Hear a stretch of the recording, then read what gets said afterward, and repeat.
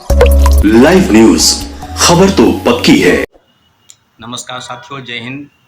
अभी हम बात करेंगे बीपीएससी के जो नए चेयरमैन हैं रवि परमार मनु भाई। ये पहली बार प्रेस के माध्यम से छात्रों और अभ्यर्थियों को बीपीएससी के नए प्रयोग के बारे में संबोधित कर रहे थे। और आपको बताते चले कि जो प्रयोग है, जिस तरह के सब चीज़ों पर आप भी रूबरू होंगे, और जितनी भी TRE 3 की जो पुनर्परीक्षा है, जो 15 मार्च को पेपर लीक के कारण दोबारा हो रही है और 19 जुलाई से उसकी परीक्षा की शुरुआत है, तो ये उनका ये कहना है कि पहली बार हम एक नए प्रयोग कर रहे हैं। प्रयोग किस प्रकार से होगा, अब पूरी तरह से आपको हम अवगत कराते कि तरह तरह के प्रश्न पत्र जो सेट हैं वो तैयार होंगे, ABCD, और उसके अलग अलग कलर भी होंगे। उनका ये कहना है कि ये कोई ज़रूरी नहीं है कि एक ही परीक्षा केंद्र पर जो है वो किस तरह के सेट होंगे, हो सके अलग अलग भी हों, हो सके एक ही हों, लेकिन ये सीधे यानी कहा जाए कोई 4 प्रकार के अगर सेट होंगे तो सेट का ये भी प्रश्न पत्र जो है वो अलग अलग होगा। उसकी प्रिंटिंग प्रेस जो है अलग अलग छपाई जाएगी, और जो प्रिंटिंग प्रेस है वो बिल्कुल गुप्त तरीके से रखा जाएगा, क्योंकि ये बात बिल्कुल प्रामाणिक तौर पर वो बता रहे हैं कि परीक्षा माफिया और सेटिंग गेटिंग के तहत जो लोग नौकरी पाना चाहते हैं या प्रवेश पाना चाहते हैं, उनको रोकने के लिए इस तरह का प्रयोग हुआ है।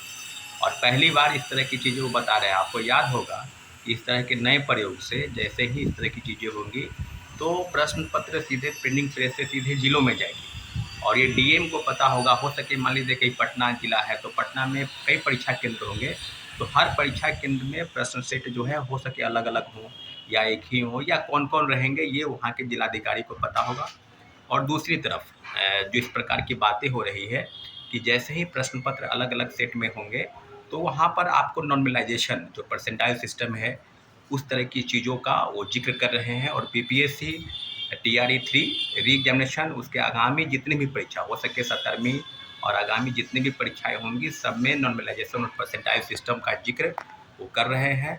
आपको याद होगा, आप सबको पता है कि परसेंटाइल सिस्टम पर जो 2022 में जो विरोध हुआ था, इसमें बीपीएससी के पूर्व चेयरमैन अतुल प्रसाद जी एक से ज़्यादा शिफ्ट में परीक्षा लेने की बात करें, जिसका बहुत बड़ा विरोध हुआ था। विरोध जो है पटना से दिल्ली तक हुआ था, और माननीय मुख्यमंत्री नीतीश कुमार जी के हस्तक्षेप के बाद ये फैसला वापस लेना पड़ा और एक ही शिफ्ट में परीक्षाएं कराने के लिए बीपीएससी तैयार हुई।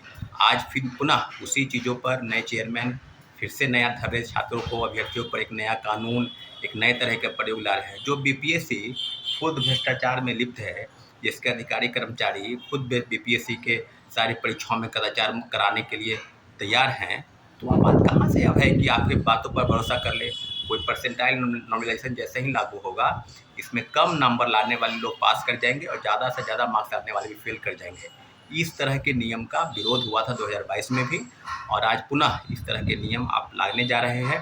इससे छात्रों अभ्यर्थियों पर कोई भरोसा नहीं, कोई विश्वास नहीं। इस तरह के नियम से निश्चित रूप से बीपीएससी को हम लोग अवगत कराएंगे, और जल्द से जल्द इस तरह के नियम से हम मीडिया के सामने मुखातिब होंगे, और जो भी चीज़ें समस्या है वो समस्याओं को बीपीएससी और सरकार से भी अवगत कराएंगे।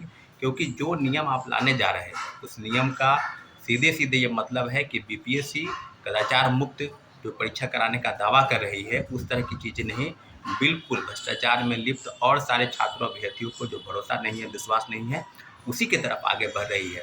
इसलिए शिक्षक अभ्यर्थी और जो भी अभ्यर्थी है सिविल सेवा की परीक्षा तैयारी करने वाले या बीपीएससी की जितनी भी आगामी परीक्षा होगी, सब में परसेंटाइल और नॉर्मलाइजेशन लागू करने की बात कही जा रही है। इस तरह के प्रयोग का हम कड़े शब्दों में निंदा करते हैं, और इसलिए विरोध करते हैं क्योंकि इस तरह के से बीपीएससी के पर ही अब भरोसा नहीं है, जो खुद बिहार लीग सेवा आयोग बन चुका है। आज नॉर्मलाइजेशन और परसेंटाइल के नाम पर एक नया खेल, एक नया प्रयोग करना चाहती है, जो किसी भी हाल में हम लागू नहीं होने देंगे। तो सच में बीपीएससी की तरह ही इसे रोकने का एक भरपूर प्रयास हम लोगों का होगा, और निश्चित रूप से इसमें छात्र अभ्यर्थी जितने भी नौजवान हैं सब हम लोग का साथ देंगे। ठीक है, धन्यवाद, जय हिंद। लाइव न्यूज, खबर तो पक्की है।